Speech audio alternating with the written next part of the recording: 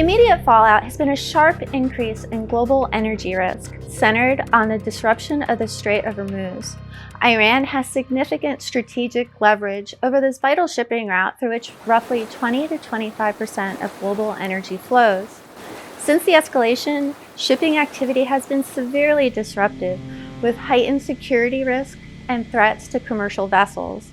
As a result, energy markets have reacted quickly, with oil and gas prices moving higher as supply risks are priced in. One potential scenario is a stagflationary environment. Energy supply shocks tend to have a stagflationary impact as higher energy costs act as a tax on both consumers and businesses, raising prices and eroding real incomes. At the same time, supply shocks also negatively impact growth by dampening consumption and investment. The IMF recently noted that a sustained 10% increase in energy prices would cause inflation to go up by about 40 basis points, while growth would slow down somewhere between the 10 and 20 basis points. Financial markets are likely to remain volatile in this environment. Equities would typically come under pressure as growth expectations weaken, while energy and defensive sectors would outperform.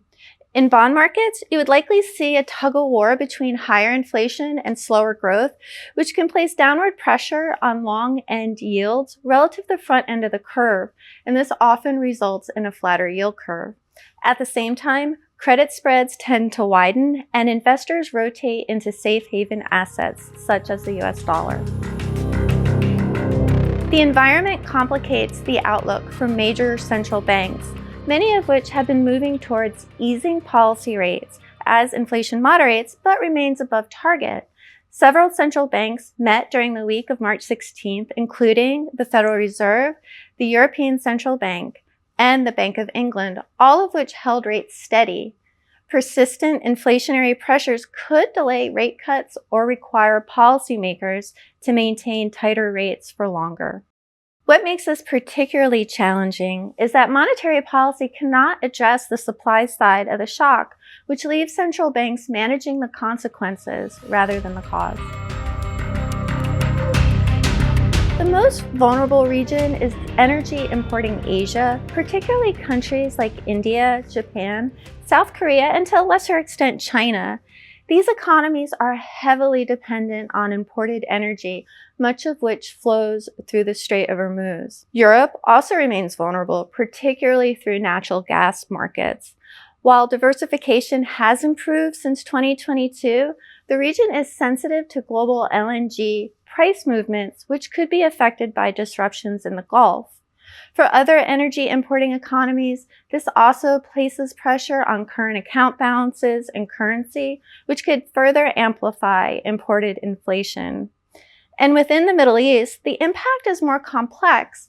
While energy prices would typically support revenues for energy exports, this benefit depends on the ability to maintain export volumes. If the conflict continues to disrupt shipping through the Strait of Hormuz, higher prices likely will not fully offset lost volumes and could lead to decline in revenues. At the same time, elevated geopolitical risk could weigh on investment, disrupt infrastructure, and slow diversification efforts across the region. This is the closest the global economy has come in decades to a classic broad-based energy supply shock, and the longer it persists, the more it risks feeding into inflation, complicating policy for central bankers, and weighing on global growth.